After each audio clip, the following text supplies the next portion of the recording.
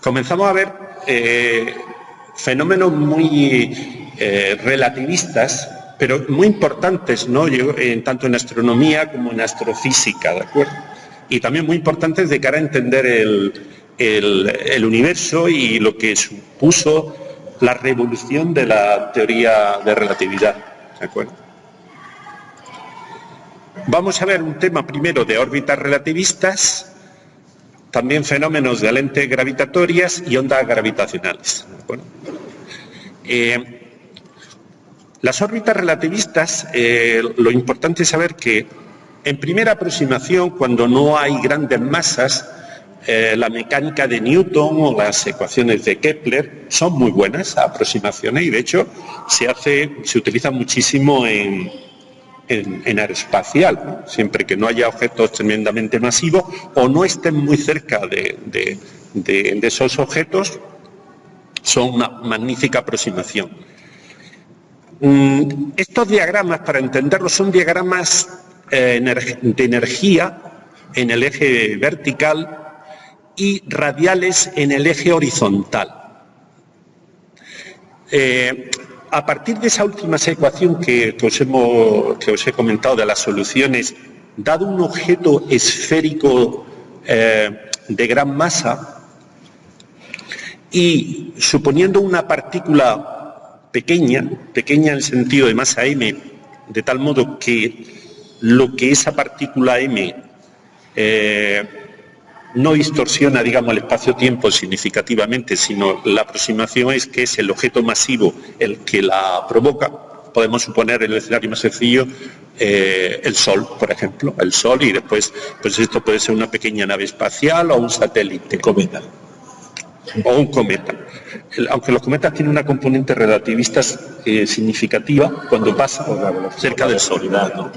Cuando pasan cerca del Sol, hay una componente de segundo o tercer orden. Las ecuaciones de detalle de los cometas tienen una... Pero sí, podría ser un cometa también. Lo que quiero que entendáis un poquito, estos diagramas, se coge estas ecuaciones últimas que hemos visto de soluciones a la relatividad general, se utilizan la parte energética y también la parte de conservación del momento angular.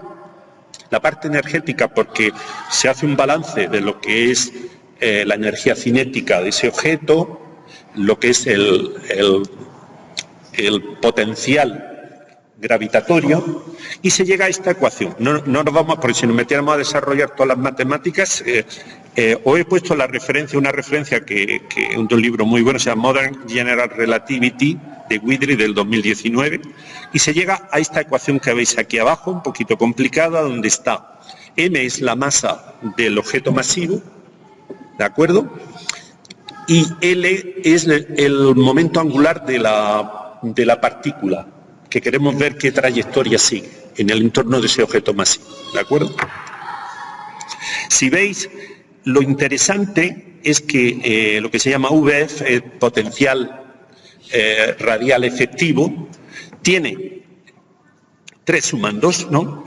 Los dos primeros corresponden a la teoría clásica newtoniana, pero aparece un término último con una función dividida por r al cubo, que es el que genera efectos, llamémosle extraños, adicionales a la mecánica de Newton.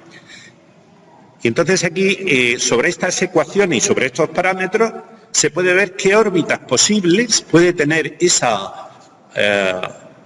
vamos a llamarle ese pequeño satélite en el entorno de por ejemplo, el Sol.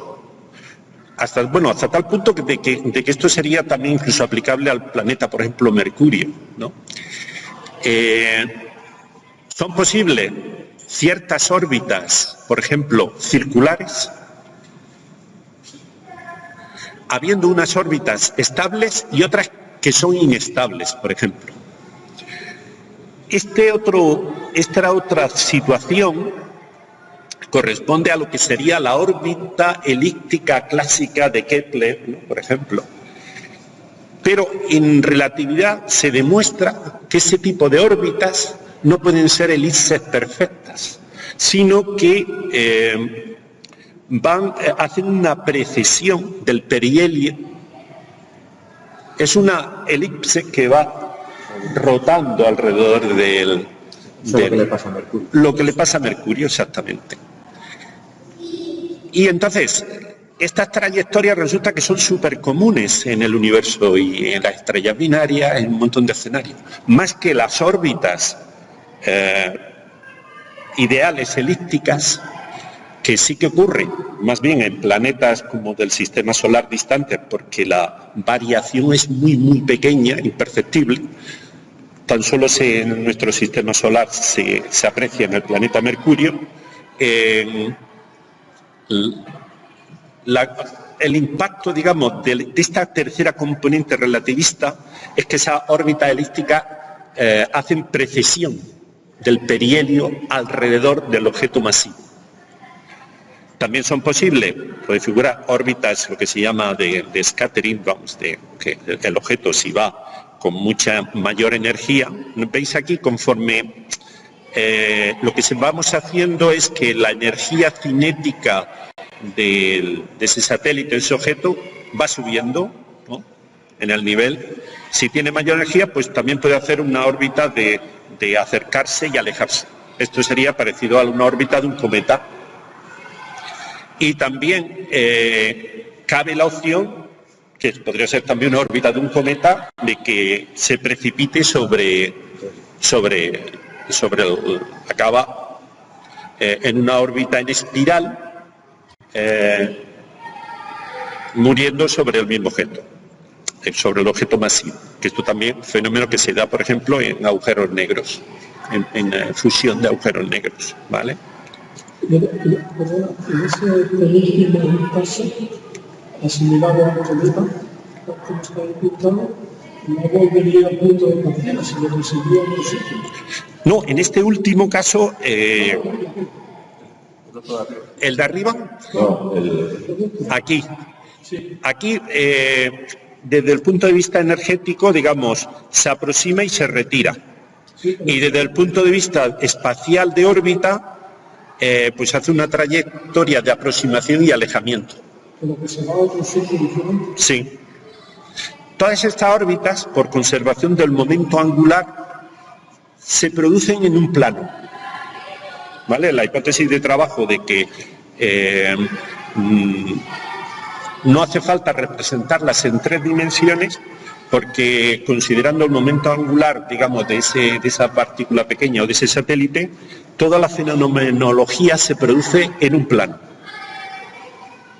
Ese es el escape que había utilizado puede hacer para salir del sistema solar. Sí, también. Ya en un punto de lejano, de influencia del Sol, digamos, conforme... Entonces, por ejemplo, los cometas periódicos serían en el caso segundo. Sí, correcto. Sería una órbita elíptica, muy elíptica, con el foco muy descentrado. Y deben otra cosa es que sea un efecto tan pequeño, de tantos arcos segundos tan pequeño, que esa rotación del perihelio no sea apreciable. Pero en los que pasan muy cerca es una fenomenología importante. Y en cualquier caso, perdón, en el tercer caso, ese es un extremo en el que se hace un tirabuzón, pero también puede darse el que no, exacto, que no cierra el tirabuzón. Una parábola, sí. O sea, este es un caso extremo. Y el otro, pues, claro, si no pasa lo suficientemente cerca en ese gráfico de energía, pues igual se produce el segundo caso. No... Sí, estos son las órbitas más representativas. ¿De acuerdo? Ya las extremas para... Sí. El último caso es el que se hizo con la sonda Cassini, ¿no? Cassini, la onda Cassini alrededor de Saturno. Sí, Sí, exacto. Sí, al final la precipitaron sobre Saturno. El otro escenario es la luz. Digamos, la luz, al no tener, digamos, los fotones no tienen masa en reposo, pero equivalentemente tienen su energía, asociada, digamos, los objetos, las trayectorias son algo diferentes de las partículas con masa. Digamos, hay una órbita de colapso, digamos, que un rayo de luz, esos fotones sobre ese objeto masivo que podría ser el Sol, si se aproximan mucho, podrían, digamos, ser capturados por el objeto masivo. Puede ser el caso de una estrella muy masiva o puede ser el caso de un agujero negro. Es posible, son posibles también órbitas circulares, digamos, la luz podría hacer una órbita circular si tiene exactamente la energía adecuada. En ese potencial gravitatorio efectivo, la luz puede hacer una trayectoria en círculo y puede hacer una trayectoria deflactada, como es el caso del famoso experimento de medida de la separación angular de unas estrellas por el Sol de 1919 y tal, para demostrar la teoría de la relatividad. El caso del circular no alcanzo a imaginar. O sea, habría un anillo de luz alrededor de un... Correcto. Y de hecho es un fenómeno que se observa que se ha observado recientemente en los agujeros negros. Se llama además anillo de luz, anillo de fuego.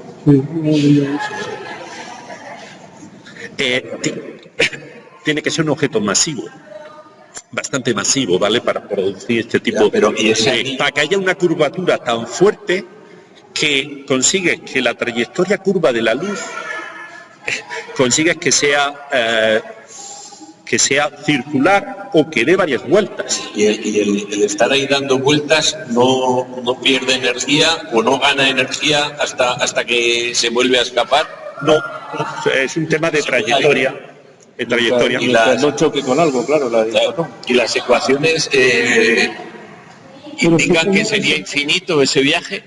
Hay una opción que la trayectoria sería, si es exactamente esa energía singular que está marcada aquí, podría ser, entre comillas, infinita.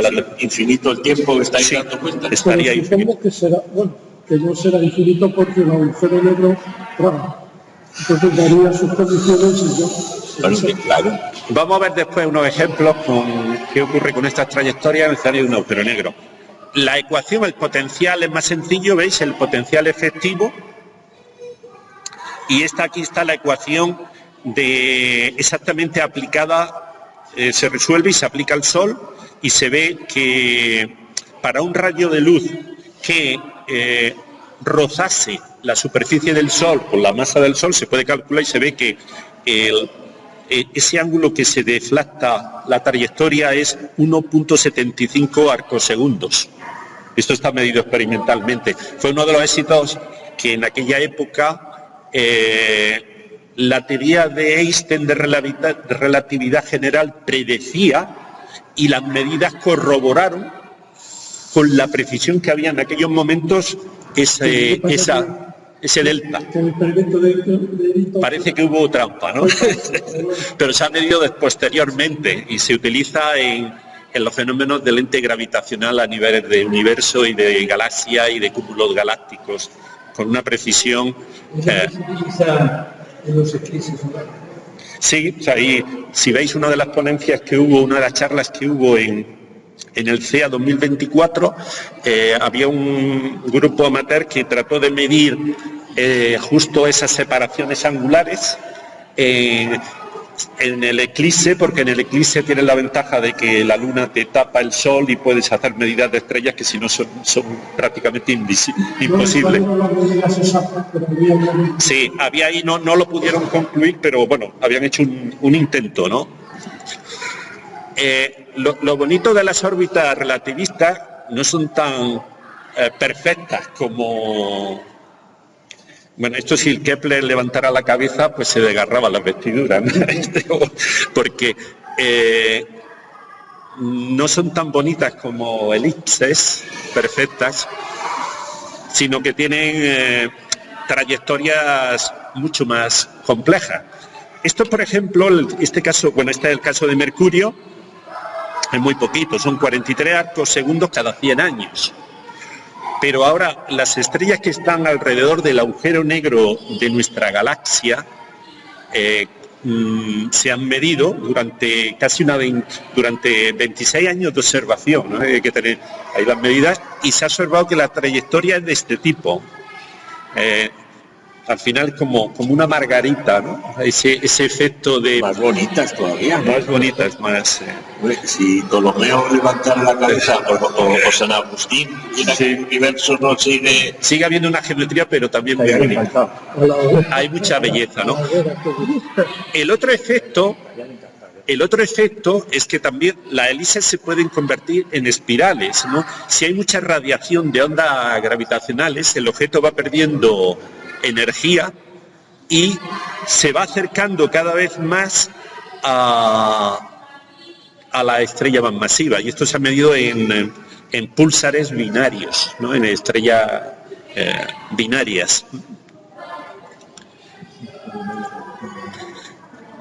Toda esta fenomenología de qué le pasa a la luz cuando pasa cerca de objetos masivos genera lo que se llama el fenómeno de lentes gravitacionales. Ya se llevan bastantes décadas midiendo este tipo de efectos, ¿no? Y se debe en definitiva a la curvatura de los rayos de la luz, por la gravedad que hay en el medio, digamos, intergaláctico, ¿no? Y de hecho es una de las herramientas tanto para medir la materia y masa que allí hay como la materia oscura, ¿no? Que algunas veces se observan estas curvaturas y no se justifican con galaxias o cúmulos de galaxias que estén allí. Con la materia visible. Con la materia visible, sino se atribuyen a la presencia de materia oscura, ¿no? Porque... Primero, cuando pensó en esto, dijo, bueno, pero será un efecto prácticamente inobservable. Pero luego, al cabo de unos años, lo volvió a calcular y dijo que suma. De hecho, hay fenómenos de lente gravitacional fuerte, débil, se notan cambios en el brillo de los objetos, aparece una fenomenología muy sofisticada de que se producen múltiples imágenes o deformaciones de la forma de la galaxia y de los cúmulos. Y otro fenómeno es también retraso temporal de las señales. Digamos, de una misma galaxia, una llega antes y otra llega después. Los picos que pudiese haber de cambios de intensidad luminosa. Quiere decir que el camino del lado es diferente. Hay dos fenómenos. Un fenómeno geométrico, como comentas tú, Agustín, pero hay otro también de potencial gravitatorio, asociado con los efectos relativistas, si recordáis, por ejemplo, de dilatación del tiempo. Si lo estoy entendiendo bien, si el objeto, en vez de estar aquí simétricamente puesto, estuviera un poquito ladeado, habría dos cosas. Una, que este recorrido es más corto que el otro. Correcto. Pero es que también podría ser que, independientemente de donde lo tengamos, las masas que hay aquí metidas estuvieran repartidas de otra manera, ¿no? Y entonces se produciría lo que tú estás contando ahora. Y aprovecho que tengo la palabra porque esa masa oscura, esa materia oscura, ¿se considerará o se consideraría bariónica? No se sabe todavía lo que es. Una de las hipótesis que de momento ha bajado en puntuación, que es lo que se llama WIMPs, Weakly Interactive Massive Particles, se creían que esto se podía explicar muy bien con unas partículas elementales muy masivas que siguieran las leyes de la interacción débil, pero se ha estado probando y probando en los aceleradores de partículas. Y el tema es que no se ha encontrado de momento todavía ninguna partícula elemental. Pero si se encontraran, sería incluida en lo que estamos actualmente llamando modelo estándar. Bariónica, es decir, la que realmente podría ser, como después, todavía no se sabe si son partículas de tipo leptones o son de tipo parecidos a los a los hadrones, no se sabe. No se sabe. Actualmente el modelo cosmológico yo diría que es muy bueno, muy completo, pero ocurre que tiene dos componentes fenomenológicas, que son la materia oscura y la energía oscura. Y no sabemos realmente lo que son. Desde un punto de vista microscópico o detallado o tal. Desde el punto de fenomenología sí, pero no de estructural. Está claro. Y esto que se publicó que la materia oscura es la que se consideraba dentro de los agujeros negros. Hay una teoría que dice, hay varios candidatos, una es lo que llaman los PBH, Primordial Black Holes, que sería agujeros negros primordiales. Y esto es una de las teorías, de hecho el Instituto de Física Teórica de aquí defiende un poco esa aproximación, de que la materia oscura se podría explicar con agujeros de este tipo, que podrían ser también muy pequeñitos, ¿no? Algunos dicen que podrían estar circulando por aquí. Eso es lo que dice ¿cómo se llama? El físico. Sí, García Bellido creo que es. Bellido, ¿no? Pero eso es como pasar el problema de uno a otro, porque no hay ninguno que experimentalmente esté. Es más, dicen, bueno, podría pasar algún agujerito negro de esos pequeñajos por aquí y te destruye una célula. Te hace puñetas una célula, pero y un cáncer. No hay evidencias. Nuestro santo Tomás particular, hasta que no pueda meter la mano. Sí. De lo que estabas intentando, no sé si vas a referirte a eso, que aparte otro efecto relativista es el corrimiento al rojo debido a la gravitación. Como correcto. El tiempo se dilata, cambia la frecuencia y se vuelve más rojo. Cuando pasan por objetos en los fenómenos del lente gravitacional, el más sencillo que todos entendemos es el geométrico. Dice, pues si aquí se ha daleado la luz y aquí tiene recto y va a tardar tantos millones de años luz, pues por el otro lado va a tardar unos poquitos más, porque tiene que dar la vuelta. Claro. Correcto.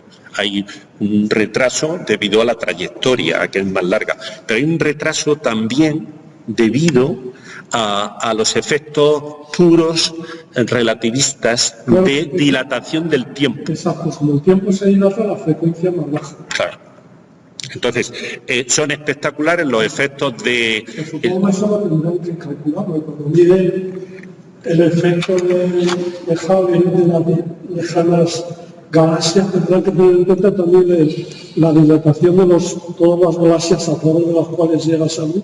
Claro, se tiene. De hecho, la única teoría correcta en este momento es la teoría general de la relatividad. La teoría de relatividad especial tienes que tener mucho cuidado, solamente hasta zetas muy pequeños puedes aplicarla.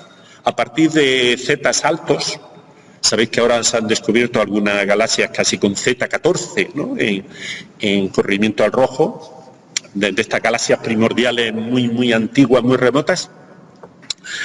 Ahí y he leído yo algún artículo que metía la pata, decía como Z igual a 14, estas se van lejos de nosotros a 14 veces la velocidad de la luz. No. Están aplicando relatividad especial a un escenario donde ya no se puede aplicar. Relatividad especial se puede aplicar en zetas pequeños, en zetas grandes, relatividad general. De hecho, el fondo cósmico de microondas se aleja de nosotros, digamos, como 3,2 veces la velocidad de la luz. Y eso hay que aplicar las ecuaciones. Eso cuando veamos la expansión, vemos la ecuación y vemos las curvas. Pero claro, de expansión del universo. ¿Vale? Para descontar ese efecto de corrimiento al rojo gravitatorio, ¿cómo lo calculamos? Ecuacioncitas, ecuaciones y ecuaciones de relatividad general y integrales. Y siendo muy listos. Vamos. Eso después lo vemos. Es que quiero decir que depende de lo vemos cuando veamos la expansión del universo. Depende de los objetos masivos a través de los cuales se lleva luz. ¿Y eso cómo lo puedes saber? Si hay materia oscura, por ejemplo. Lo hacen a la inversa, digamos. Tú tienes las ecuaciones de relatividad general, sabes cuáles son las trayectorias que debe seguir la luz, puede hacer medidas y entonces puede hacer dice, si un objeto masivo de tal tamaño me produce el Sol, por ejemplo, el ángulo es 1,75 arcosegundos, tú mides. Tú en un escenario de lente gravitacional tienes muchos datos, ¿no? Aquí lo veis, por ejemplo. Pues por lo mejor ves que resulta que esta y esta, con un análisis científico bueno, ven que es exactamente la misma galaxia, lo único que no ha aparecido alrededor del cúmulo globular, ¿no? Y entonces tú mides ahí, todos los datos que te lleguen de intensidad luminosa, de retraso temporal, etcétera, etcétera, ¿no? Todo lo que puedas medir, que no es fácil, pero se pueden sacar muchos datos. A partir de ahí puedes llegar a deducir que la masa global del cúmulo son tantas masas solares, tantos millones de masas solares. Y lumínicamente también puedes deducir que, sin embargo, lumínicamente, por todo lo que estoy viendo, serían tantos millones de masas solares. Y de ahí se saca, pues, como la diferencia, ¿no? Pero ahí porque tienes una lente, pero si no olvidémonos del efecto lente. Cada vez que la luz pasa cerca de un objeto masivo, tiene un corrimiento rojo. Entonces, ¿cómo distinguen ese corrimiento rojo del alejamiento de ese objeto que se está alejando muy deprisa, que está muy lejos? O sea, uno es el efecto de expansión del universo y el otro es el corrimiento. No me lo sé exactamente. Supongo que cada caso pues, lo estudiarán con cierto detalle, verán el espectro, como exactamente, etcétera, etcétera. Eso que estás preguntando, desde luego, es una peladilla, para... Supongo que eso no se puede... Pero vamos, yo a mí ahora mismo iría mucho más cerca, algo más próximo. O sea, tú en estas lentes gravitacionales, ¿cómo son capaces de saber qué parte es de quién? O sea, si sabes la distancia en la que está, sabes perfectamente cómo le afecta la expansión del universo. Si sabes la distancia en la que está, lo cual ese parámetro ya lo sabes, se lo quitan. Y el resto será otra cosa. Si es que sabes la distancia, si no la sabes, no, claro. Claro, sí, hay muchas técnicas, sabéis que hay muchas técnicas, que hay una problemática muy seria, lo de medir la distancia a los objetos de cielo profundo, no es un tema elemental, sino se van utilizando distintas estrategias, ¿no? Estrellas variables, después explosiones de supernova, y de hecho hay también fenómenos más sofisticados de... Estas galaxias tan lejanas que empiezan a cuestionar el tiempo en el que sucedió el Big Bang, lejanísimas y tienen un corrimiento rojo tremendo, dicen, bueno, vale, ese corrimiento rojo es debido solamente a la distancia. Haces un cálculo y te sale que prácticamente están un poco después del Big Bang. Pero has tenido en cuenta todo el corrimiento rojo debido a que la luz desde ese sitio hasta nosotros se ha ido acercando a un montón de objetos gravitacionales fuertes, incluso pueden ser masas de materia oscura, que van a producir un corrimiento rojo. Se supone que lo intentarán, habrá algún coeficiente de corrección que lo hagan. No, pero lo primer problema será que dada una galaxia remota de este tipo, posiblemente no sabes con certeza cuán próximo o no haya pasado por... Claro, no lo sabes con certeza, ¿no? De que si ha tenido algún corrimiento al rojo, como tú dices, por interacción con masa visible o con materia oscura. Sí. Pero bueno, no nos preocupa saber que el 75%, no, en realidad es el 95% de lo que hay por ahí fuera, no sabemos lo que es, eso no nos preocupa, pero te preocupa saber cómo miden una distancia que luego te dicen aproximadamente... Hay sabéis que, bueno, hay varias teorías, hay que le llaman luz cansada, o hay varias teorías por ahí porque ahora mismo ha puesto un poco contra las cuerdas el modelo cosmológico estándar, las últimas medidas del Webb Telescope. Del Están telescopio. acercando tanto. Está cuestionando un montón de cosas. Pues bueno, en el último Congreso de Cosmología de Kioto, que más o menos lo he seguido, no tampoco exhaustivamente, pero algunas cosas, la conclusión, y de hecho había una charla sobre este tema, había una ponencia sobre los últimos resultados del Webb Telescope.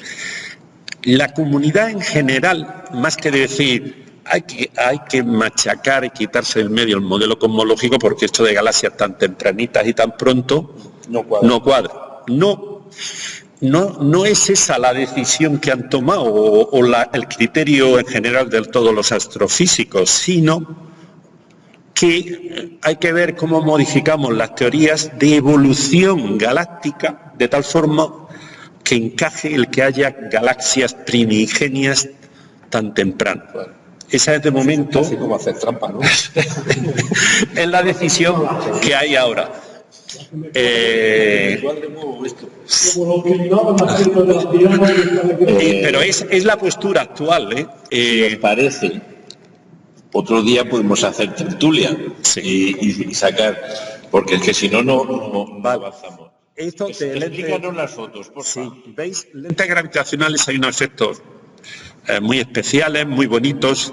Uno es el anillo, le llaman el anillo de Einstein, es que si se consigue que coincida el punto del observador, nosotros la Tierra, claro, somos los que observamos,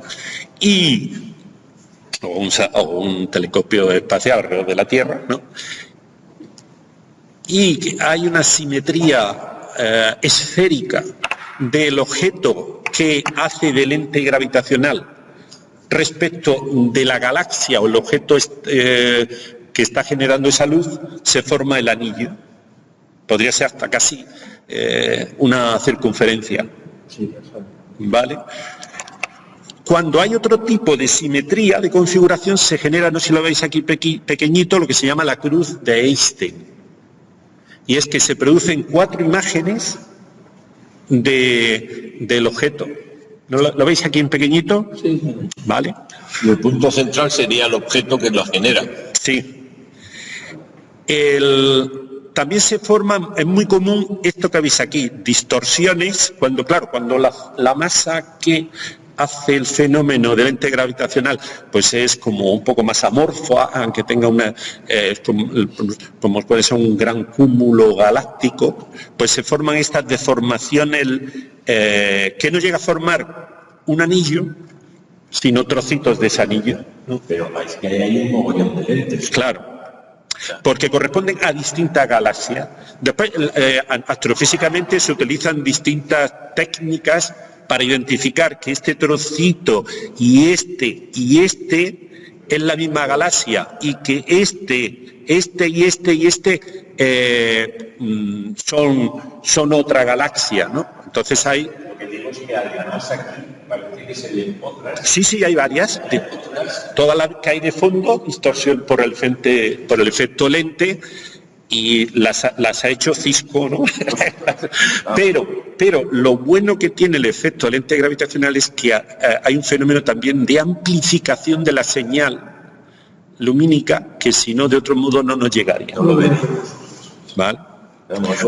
Ahora no lo tengo aquí, pero el último, justo hace unas semanas, venía un fenómeno de lente gravitacional visto por el James Webb Telescope de 7 galaxias, solo así, hace poquito venía también, de este tipo. Estos son del Hubble, todas estas imágenes son del... ¿Y la última? También aquí hay varios fenómenos que están como estiradas alrededor de este cúmulo galáctico.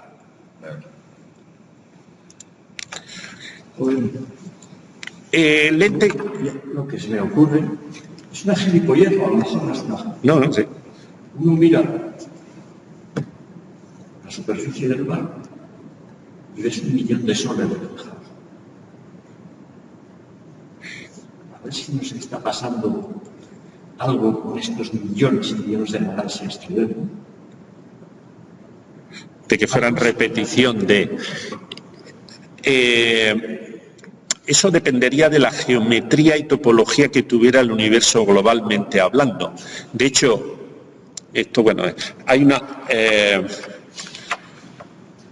Sabemos que el universo observable es finito, pero no sabemos si el universo globalmente hablando es finito o es realmente infinito.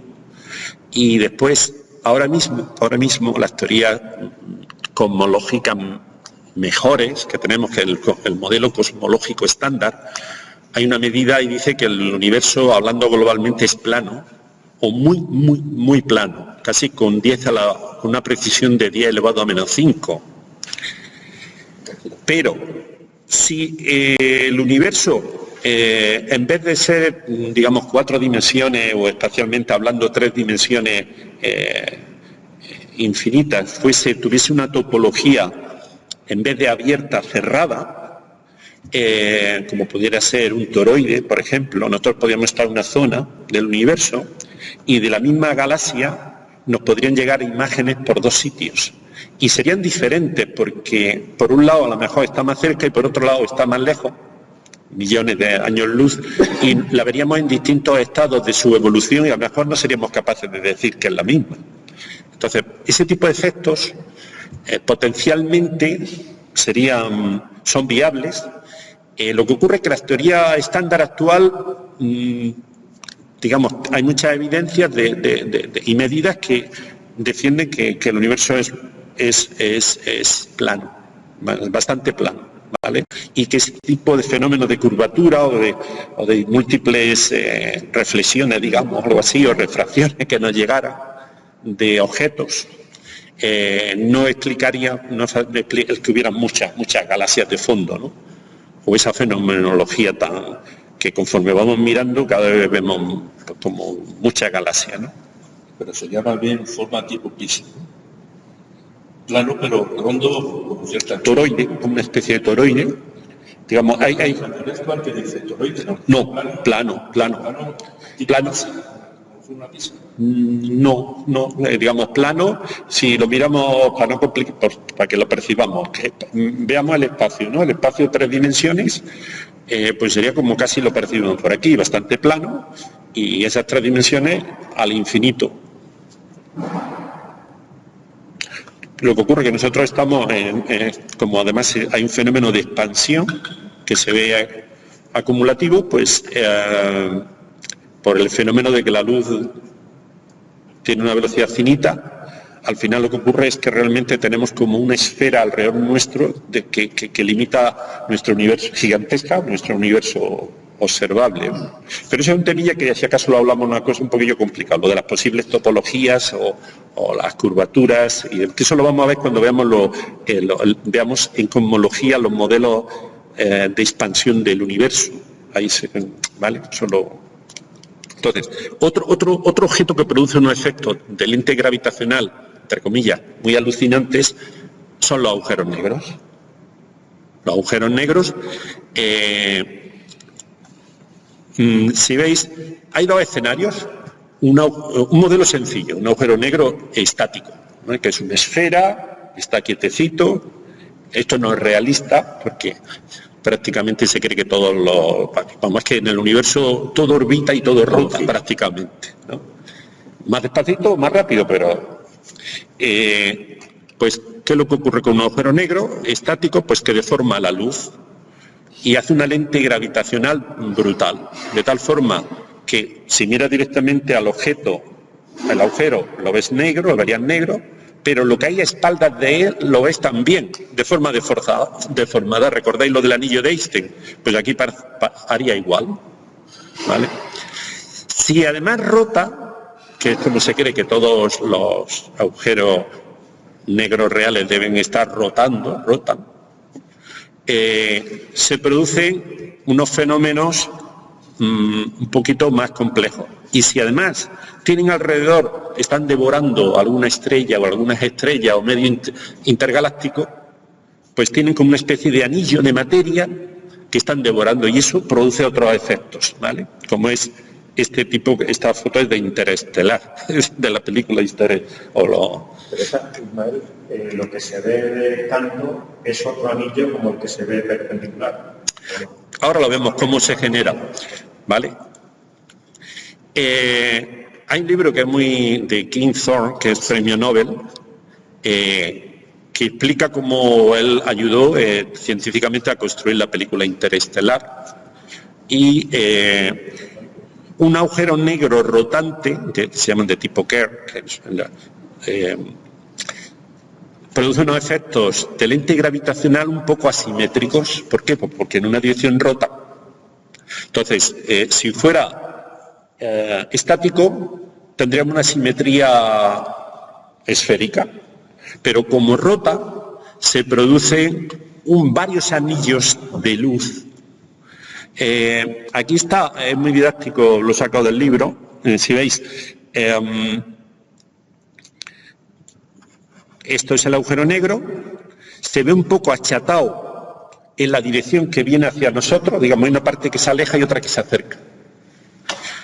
Aquí veis la camarita, dice el agujero negro está aquí, aquí está la camarita y yo mido los rayos de luz y ¿qué pasa? Y esto se muestra qué le pasaría a una galaxia o unos cúmulos galácticos que estuviesen detrás del agujero. Pues nada, porque lo hace Cisco, los espachurra, los deforma, ¿no? Y se explica todo con varios fenómenos de esto que decíamos, de los anillos de fuego, que la luz orbita alrededor del agujero negro e incluso puede dar varias vueltas, digamos. Se forman varios fenómenos de cuando la luz viene directamente. ¿Veis aquí? Pone primario. Digamos, esta es la imagen de ese cúmulo galáctico sin casi aceptar, ¿no? Viene la luz directamente y se vería así. Si se deflecta, que es lo que pone secundario, pues ya veis que se distorsiona un poco. Si da una vueltecita alrededor del agujero negro y acaba saliéndose porque no queda capturada, pues se deforma aún más, ¿no? Y por ejemplo, el secundario pues se deforma por los dos lados, ¿de acuerdo? Por la izquierda y por la derecha. Estamos diciendo que entonces los objetos no tienen por qué estar detrás, es que pueden estar en cualquier parte del... Claro, claro. Porque si la luz llega y da una vuelta, si se marea y luego sale por otro lado, a saber por dónde ha entrado. Exactamente, no. Esto es un caso concreto que dices, esto lo hacen con una simulación. Vamos a suponer este cúmulo galáctico aquí, vamos a suponer este agujero negro de esta masa, 30 masas solares o 50, y rotando a determinada velocidad. También tiene que hacer una hipótesis. ¿Tiene el efecto de lente el propio agujero negro? El agujero negro deforma el espacio-tiempo alrededor suyo y hace de lente gravitacional y distorsiona todo ese fondo que hay detrás de él. Hasta se puede simular qué pasa si un rayito de luz da 10 vueltas y después se sale, ¿vale? Si se queda orbitando y no sale, pues no lo vemos. ¿De acuerdo? Otro fenómeno es cuando el agujero negro tiene alrededor un disco de masa. Esto que está el agujero negro y alrededor un disco de masa de materia intergaláctica o que está devorando, ¿no? Tiene una órbita en espiral y va. Normalmente estos anillos se producen muchos fenómenos de lo que se llaman los discos de acreción. Va estrangulando la materia y hay mucha interacción de ella y, digamos, suelen ser muy luminosos. O sea que esto de aquí, de arriba, es lo que estaría por detrás. Exactamente. Aquí, fijaros, lo he sacado del libro, no está muy bien hecha el hard copy. ¿Veis aquí el círculo? El disco. ¿Veis aquí el disco con los códigos de colores? Y ahí se ve plano, ¿no? Ese disco estaría alrededor sería este disco amarillo, alrededor del agujero negro. Pero ¿cómo se ve ese disco si hay un observador delante del agujero negro? Pues se ve por los efectos de lente gravitacional, levántalo de atrás para arriba, digamos, y por debajo también, ¿de acuerdo? Aquí con código de colores se ve como lo que es las distintas partes se hacen segmentitos para que se pueda hacer esa correspondencia. El anillo de atrás se ve por encima y por debajo. El agujero negro, ¿cómo estaría girando? Lo hago así con el dedito, estamos así, sí. Perpendicular. Sí, estaría al principio, se ha supuesto que es esférico, de hecho lo sé, pero que tiene una rotación, si lo vemos desde arriba sería antihoraria. Si nos pusiéramos en el polo norte del agujero sería antihoraria. Bueno, ¿y por qué hay el efecto de la parte que se acerca y se aleja del agujero negro no se ve? No. Porque esto lo vimos cuando vimos los agujeros negros de Kerr o rotantes. Aparte del horizonte de sucesos, se forma lo que se llama una ergoesfera y una dinámica de otra zona exterior que el comportamiento es ahí hay una geometría cilíndrica un poco o toroidal y hay unos fenómenos muy, muy extraños. Aparte, sabéis que siempre el agujero negro en el horizonte de sucesos se produce un montón de fenómenos de retraso en el tiempo, de que lo que atraviesa esa zona ya no puede retornar. Pues bueno, en la ergoesfera, cuando un agujero negro rota, se produce fenómenos también muy, muy, muy sofisticados. El espacio-tiempo arrastra el espacio-tiempo, la luz no puede ir en dirección contraria nunca a cómo rota el agujero, solamente se permiten trayectorias pro giro, cosas así, ¿no? Entonces, todo eso lo metes en el efecto también del lente gravitacional, suma y se deforma y hay deformaciones. Lo curioso es que esta imagen que se hizo después para la película Interestelar es bastante, digamos, irrealista. Ahí, de hecho, teníamos una entrada metida en el blog nuestro de unos vídeos recientes que sacó la NASA, ¿no? Muy buenas de cómo se ve todos estos efectos. Si queréis después lo meto por el WhatsApp. Sí. ¿Y cómo lo percibes dependiendo de cómo? Era muy bueno, eran unos vídeos hechos con superordenadores y tal, y... ¿Está en el blog eso? Sí. Pero, si lo que no entiendo, no acabo de entender es el disco de acreción es plano, como se ve. La hipótesis es, supongamos un disco de acreción plano en el ecuador del agujero negro. Y la imagen de abajo es lo que vemos por los efectos relativistas. Pero si una nave fuera por ahí, por ejemplo, fuera de arriba abajo, a través o en la línea del eje de giro, por decirlo así, no encontraría materia, básicamente. El efecto, eso lo tienen. Esto está hecho en plano ecuatorial, porque los efectos son muy sofisticados y lo tienes que simular para ver cómo se vería. Esta entrada que tenemos en el blog está muy bien porque hay varios, se simula como la que verías si entras por un ángulo o por otro. Lo que acabas tú de preguntar es palabras mayores. Bueno, ¿y por el polo cómo se vería? Pues no lo sé. No, por arriba o inclinado desde arriba. Supongo que desde arriba se vería más bien un arco. Claro, también verías algo, sí. Claro. Ahí...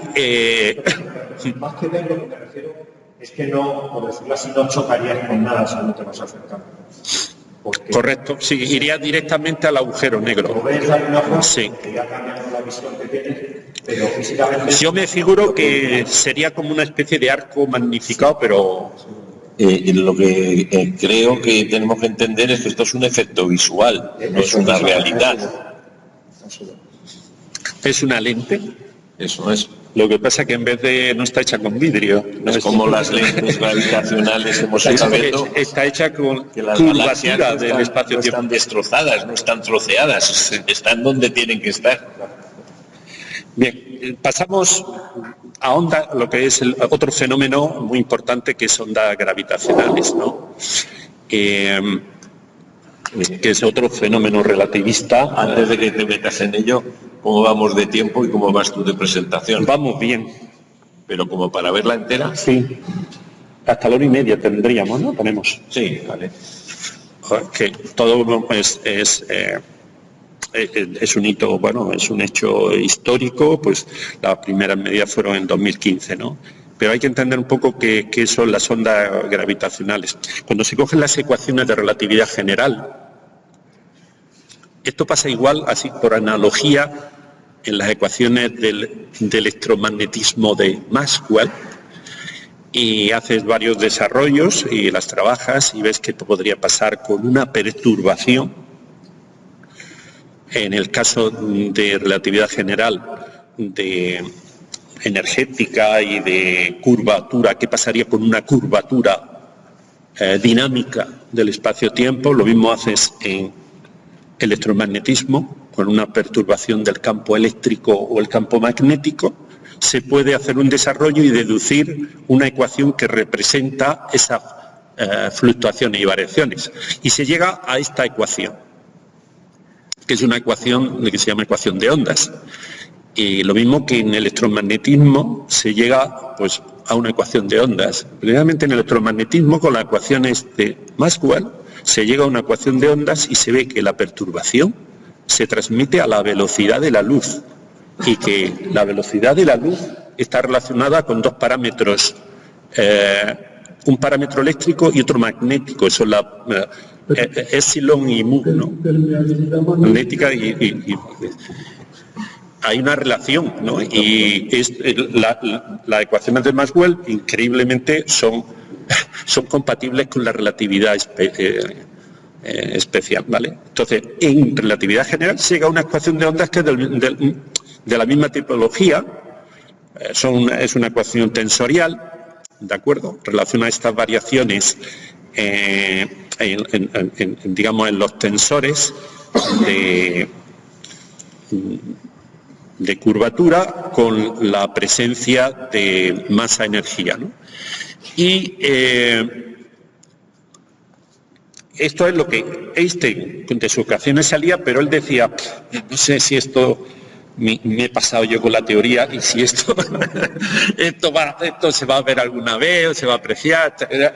Einstein, el hombre, era un poco escéptico, decía, esto a lo mejor ahí hemos llevado la teoría demasiado lejos, ¿no? Pero lo cierto es que con su teoría general de relatividad se saca la ecuación de ondas y se ve que estas perturbaciones en el espacio-tiempo se transmitirían a la velocidad de la luz, a esa velocidad límite cósmica, ¿de acuerdo?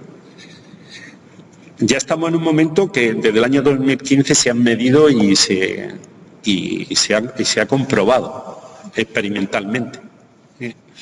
¿Qué ocurre cuando en un escenario llega una onda gravitacional, ¿no?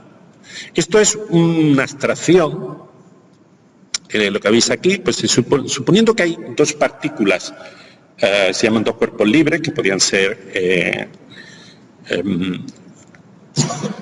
que están ahí en el espacio y pasa una onda gravitacional. ¿Qué ocurriría? Pues esa onda gravitacional en realidad afecta al espacio y al tiempo y afectaría a la distancia real entre esas dos partículas. Cuando pasaría las desplazaría. Perdona, la onda viene en sentido, digamos, perpendicular a las dos partículas.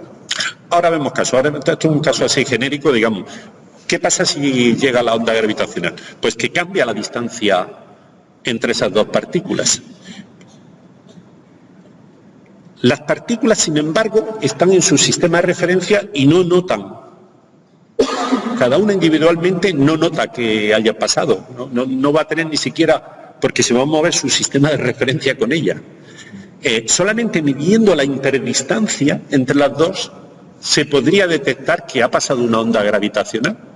Porque ni siquiera medirían localmente ninguna aceleración, ¿de acuerdo?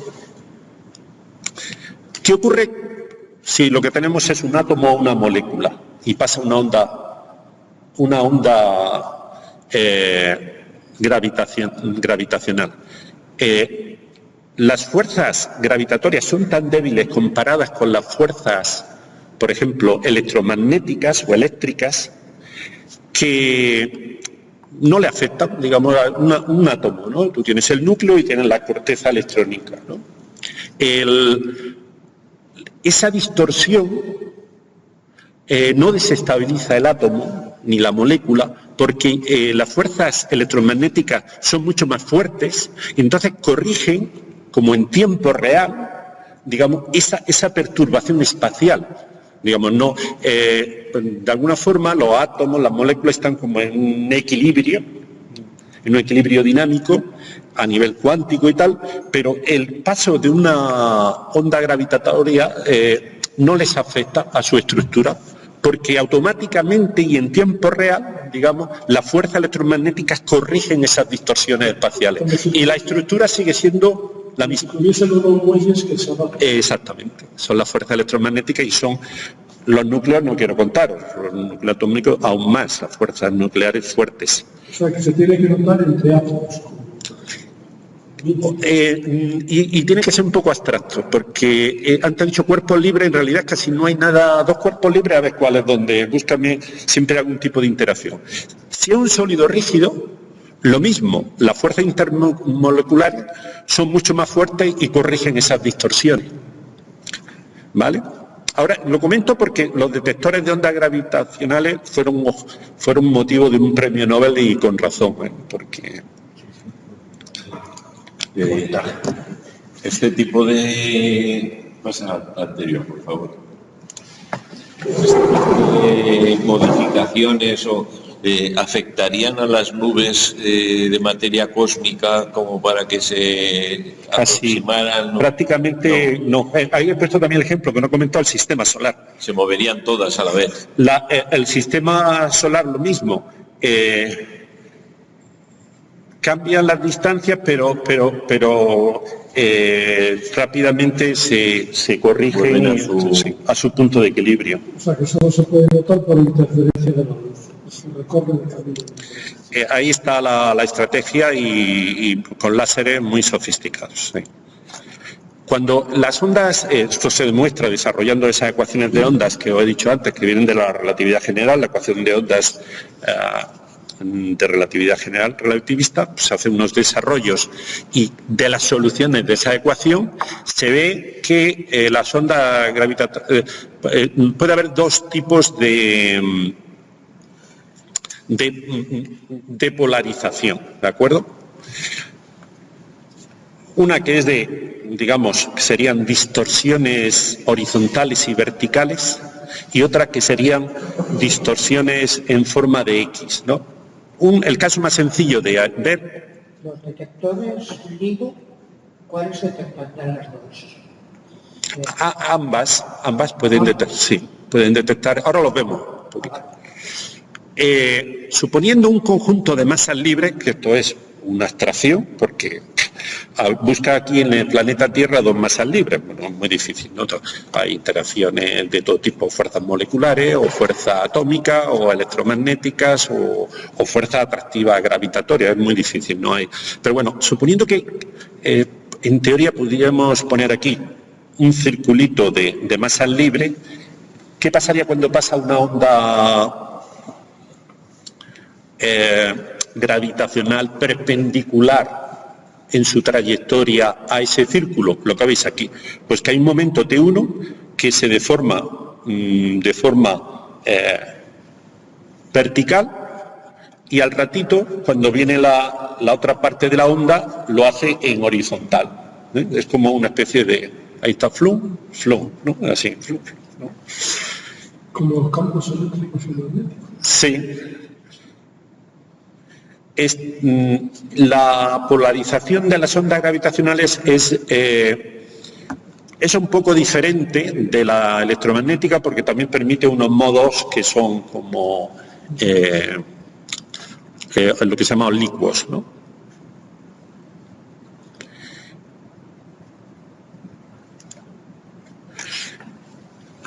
¿Dónde se han podido medir las primeras ondas gravitacionales? En la fusión de agujeros negros, porque son objetos muy masivos, y ahí es donde, por ejemplo, si se ve la teoría de relatividad general, un objeto simétrico, esférico, no radia. Por ejemplo, una estrella, un agujero negro en sí mismo no radia ondas gravitacionales.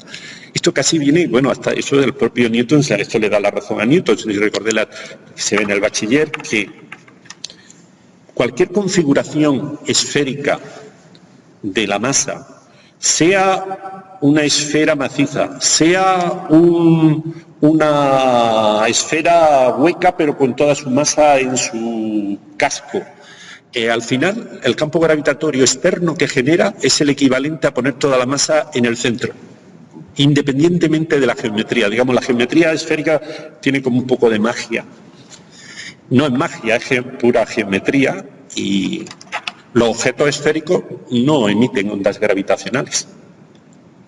Sin embargo, dos objetos que están en órbita uno y otro ya no tienen simetría esférica. La Tierra alrededor del Sol, o un planeta, o dos estrellas binarias. Ahí ya se rompe la simetría esférica, hablando globalmente. Y ahí sí irradia, ¿no? De hecho, hay un cálculo que el sistema Sol-Tierra radia unos 200 vatios. En ondas gravitacionales. Muy difíciles de medir, claro. Claro. Y, por ejemplo, la Tierra, que realmente no es una esfera, porque está un poco achatada, también debería emitir. Hay un efecto, ahora no me acuerdo el nombre, tiene un nombre de esto. Cuando un objeto es, vamos a suponer, esférico perfecto, pero su masa internamente no está bien, ¿eso se podría considerar como dos objetos? Digamos, globalmente no sería esférico, y si estuviera rotando debería generar ondas gravitacionales, posiblemente muy débiles de Claro, sí. Pero generaría. Sí. O hay un efecto que se utiliza incluso en los satélites artificiales, que es debido a la rotación de la Tierra, un efecto relativista. O sea, como el que comentábamos. Tiene un nombre, ahora no me acuerdo, ese que es un nombre raro de esto, Stirring no sé cuánto, tiene un efecto. El que sería como, digamos, equivalente en el caso de la Tierra al que comentaba antes de los agujeros negros, como de arrastre en un sentido. Exactamente. En la Tierra ese arrastre del espacio-tiempo débil que produce la Tierra se puede medir en ciertos satélites, y en algunos tipos de medidas hay que tenerlo en cuenta para que no... Sí, para medida de tiempo. Sí. El caso óptimo, sin duda a nivel cosmológico, astrofísico, pues es dos agujeros negros en órbita de fusión, digamos que es una órbita en espiral. O dos estrellas neutrones. O dos estrellas, pero los dos agujeros negros, que son más masivos, pues escenario el magnífico. Y de hecho, vamos a verlo ahora. Este es el primer caso que se detectó. Aquí lo he puesto en colorines para que se vea. Esto se llama sirenas cósmicas, porque sería haría como una sirena. ¿Por qué? En principio empieza un agujero negro a dar vueltecita alrededor del otro. Normalmente, sabéis que precisamente lo que hemos dicho es de la órbita elíptica, en realidad suelen ser dos órbitas elípticas acopladas, ¿vale? No es que uno se está quietecito y el otro da vuelta alrededor. Puede ser si pone el sistema de referencia en uno, pero en general, si estás desde fuera, lo que verías son dos trayectorias elípticas. Elípticas y en espiral, porque esa hélice iría evolucionando hacia una función, ¿no? Entonces, la etapa verde, pues bueno, quizá la emisión de ondas gravitacionales es de menor intensidad y mayor longitud de onda, ¿de acuerdo? Conforme se va acercando, que sería la parte amarilla, pues aquí va aumentando la intensidad y se va reduciendo la longitud de onda. Y ya en la etapa casi próxima a la fusión, pues máxima frecuencia o menor longitud de onda, máxima amplitud. Y lo curioso y bonito de la etapa final es que los dos agujeros negros acaban formando otro agujero negro, que además, tras un poquito de emitir todo lo que puedan ser sus anisotropías, acaba formando un agujero negro esférico y la señal se extingue. Por eso se llama sirenas, porque harían... que va aumentando la frecuencia y de pronto... desaparece. Una pregunta, ¿esa distorsión del espacio-tiempo consume energía a la otra gravitacional? ¿Se consume en lugar de energía? Claro, que ahora lo vemos. Hay una parte de energía, esto es energía, una onda gravitacional es energía que se está emitiendo. Las ondas gravitacionales se llevan energía del conjunto y de hecho está más o menos medida. Y se va gastando conforme avanza. Sí. En la gráfica, que es 10 elevado a menos 21, esto es un diagrama, espacio, distorsión espacial, tiempo. Claro, este valor 10 a la menos 21 es aquí en la Tierra, el planeta Tierra, que estamos midiendo algún agujero negro a billones de años luz, a mucha distancia. La señal es tenue. Es una medida de longitud. Sí. Eso es lo que se deforma. Sí. Hay que tener en cuenta que un protón son Menos 18. Sí, claro, que es un alucinante que miran eso. Esto es las distorsiones espaciales de menos del tamaño de un protón. Es Una barbaridad. Una hora más de coche. Yo creo que sí. Además hay normas de todas las perturbaciones de los objetos que se mueven alrededor del centro de experimentación y demás. Es alucinante, sí, ¿no? Es como... De hecho, se han tirado un montón de, casi una década sin hacer ninguna medida, ¿no? Es que, sí. El LIGO se desarrolló y llevaban casi unos 10 añitos, yo creo que desesperados, supongo, porque no conseguían sacar ninguna medida. Y fue como en la segunda o tercera revisión de precisión que ya consiguieron la primera medida en el 2015. ¿Cómo se mide el LIGO, que es un interferómetro láser? Pues se basa en una estructura en cruz donde hay un sistema de emisión de... Ese receptor. Como le Aquí, perdón, sí. Michelson, Faraday, Michelson, Fitzgerald. Sí, claro. Un interferómetro. Este tipo de tecnologías lleva mucho tiempo. Hay una fuente, un rayo láser. Hay dos brazos grandecitos, esta es la medida de LIGO, ¿de acuerdo? LIGO tiene dos elementos, uno en el estado de Washington y otro en el estado de Luisiana, así como en dos esquinitas de Estados Unidos, ¿no? Uno lejos de otro, a posta. Se emite un rayo láser con un sistema de espejos. En principio se consigue que, si no hay perturbación ahí, pues la trayectoria de un haz de luz en un brazo y en el perpendicular, pues llegue a una zona de un detector y esas señales duales de luz, pues se produzca que no haya lo tienen calculado para que haya interferencia destructiva y no haya señal prácticamente. Y lo tienen configurado que si hay una variación de la longitud del brazo se produzca interferencia. Y entonces se produce una señal de interferencia y dice, aquí ha pasado algo que viola la distancia entre... Claro, aquí los espejos hacen de esas masas libres que hemos hablado antes, ¿recordáis? ¿Y cómo se consigue eso? Pues con mucha ingeniería.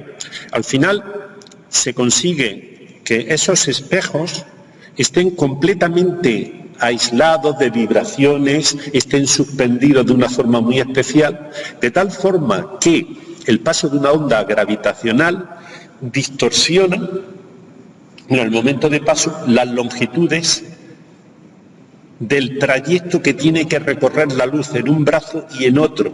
Y en base al patrón de interferencia se detecta el paso. Se aplica, ahora vemos algún caso real de cuál es tengo algunas fotos, la he sacado de este Kyoto Cosmo 24, ahora la vemos. O sea, no le puede afectar ni el más mínimo movimiento de tierra. Exacto. Ni que pase un avión. Tampoco, ni el tren, ni los trenes. Bueno, llegan las vibraciones allí, llegan, evidentemente, de los trenes, de los coches, detectan hasta los coches que pasan por la carretera. Y sí. Lo que ocurre es que tienen una técnica. ¿Conoces a Nicolás Sagredo? Que está en física teórica aquí en No. la Autónoma. Bueno, él está en el laboratorio, tiene que hacer las medidas por la noche. Y comenta que si pasa un determinado camión, Sí. Sí, estropea la medida. Pasa un camión por la carretera esta que va por... Claro, aquí tiene que saber discernir y quitar ese tipo de... Exacto. Hay unos sistemas de suspensión múltiple que aíslan ruido, vibraciones, pero es que además tienen que quitar ruido, como el ruido térmico, ruido incluso cuántico, el que se produce. Los espejos son unos espejos muy especiales. Cuando se procesa es cuando aparece la curva. Yo estoy utilizando desde el principio. ¿Os imagináis colimar esos espejos? El sistema de colimación. Aquí, sí, claro, observáis que... Cuando tenga liso se llama, el que va a estar orbitando. Lisa. Lisa. Para colimar el espacio. Observáis que aquí, claro, han ido siendo astutos. La luz se utiliza como hacemos en los telescopios reflectores. Se aprovecha y se mete un par de espejos para que la luz recorra estas cavidades, estas zonas varias veces. Y así cuando aplicas, no utilizas solo los 4 kilómetros que recorre la luz, sino que la luz se ha reflejado N veces ahí, como utilizamos en los espejos, en los telescopios reflectores. Utilizamos la reflexión varias veces y puede ser más compacto. Y esto se utiliza mucho. Esto donde están situados. La primera detección, claro, tener dos sitios donde medir es bueno, muy bueno para saber que no era ruido y que no era ninguna cosa rara. La primera detección, tanto veis en color azul la que se detectó en Luisiana, como la que en color naranja la que se detectó en el estado de Washington. Prácticamente la misma forma y lo que se llama el formato de sirena, ¿no? Cósmica, ¿no? Bueno, ahí se demuestra que la Tierra es plana, ¿no? Para que se vean esos dos. Sí. Sí. Este es el código que es el año 2015, el 14 de septiembre de 2015. Fue la primera detección de ondas gravitacionales, ¿no? Y además tenían la forma de onda de sirena cósmica, ¿no? Bueno, mira, aquí tengo los valores. El radio del protón es 10 elevado a menos 15 metros y el incremento de L era 10 elevado a menos 18. Incremento de L partido por L era 10 a menos 21. Bueno, aquí maneja unas potencias de 10 de estas que se quedan mareados, ¿no? Es porque... También haciendo, digamos, con simulación se puede ver cuáles tiene que ser la forma de una onda, de ondas gravitacionales de distintos tipos de señales, ¿no? Por ejemplo, de la fusión de agujeros negros, lo que hemos dicho antes, ¿no? Pero también si es un colapso estelar o otro tipo de evento, tiene otra forma característica. Este es el evento que habíamos comentado antes.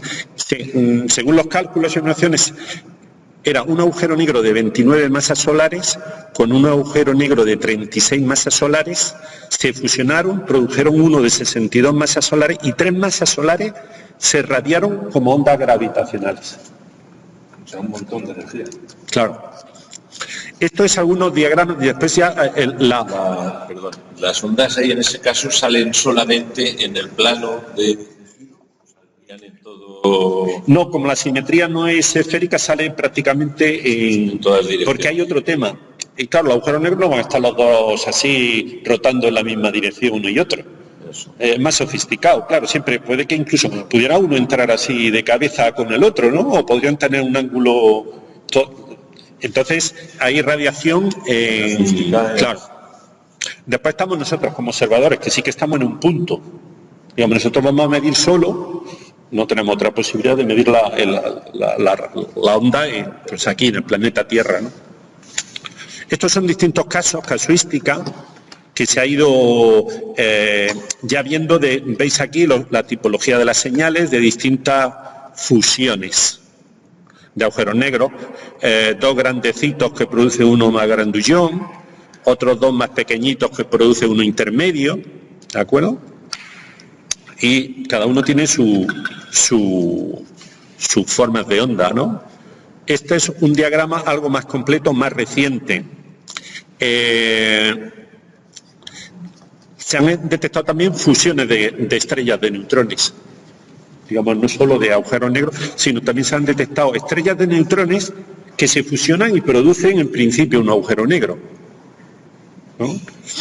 O hay algunas dudas, ¿no?, si al final se generó o no un agujero negro, porque veis aquí estos son masas solares.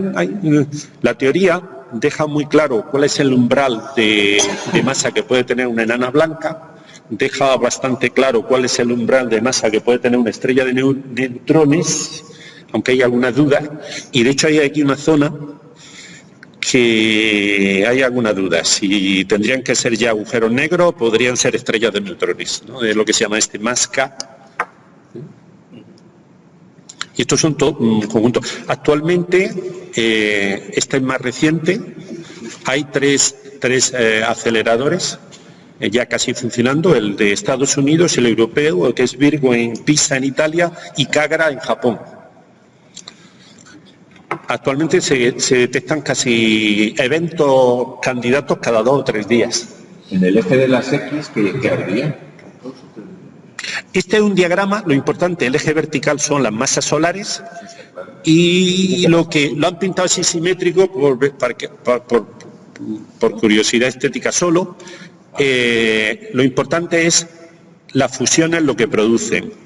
Y esto hay que leerse los colorcitos estos, LIGO, Virgo, Kagra, Black Holes. Los azulitos son fusiones de agujeros negros. Lo que está en naranja son fusiones de estrellas de neutrones. Son evidencias de existencias de agujeros negros por emisión de ondas electromagnéticas, digamos, fenomenología de otro tipo, que no son fusiones. Y lo que está en amarillito son evidencias de ondas electromagnéticas de estrellas de neutrones. Aquí quiere realzar dónde hay.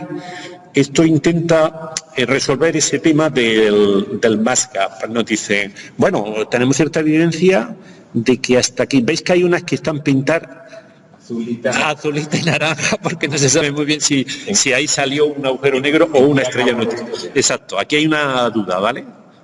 Duda desde el punto de vista incluso de astrofísica. No se tiene 100% claro si aquí debe ser ya puede ser, depende qué modelo hagas de las estrellas de neutrones o de las enanas blancas o tal, ¿no? Podemos mandar algo de Amazon, un paquete, y que nos diga el mensajero que había. Casi voy a pasar a... bueno, estos son los... Yo cuando leí, hace mucho leí en una serie de neutrones, una montaña de 1 centímetro, cuando se derrumba, produce unas ondas gravitacionales que las podemos captar en la Tierra. Los modelos para entenderlos bien se hacen con mecánica cuántica, con física cuántica, física de partículas, lo que es el modelo de una enana blanca o una estrella de neutrones. Pero una enana blanca es un objeto muy, muy compacto. El Sol acabará en su final de vida en una enana blanca. Están formados por un gas de electrones y de protones, ¿de acuerdo? Pues eso es fácil de entender, ¿no? Al final, pum, eso se compacta mucho y ahí siguen estando los protones ahí y los electrones. Pero este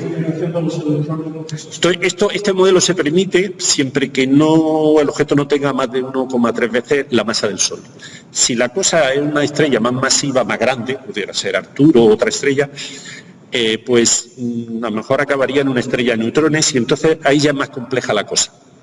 Porque los protones con los electrones se acaban fusionando y formando neutrones.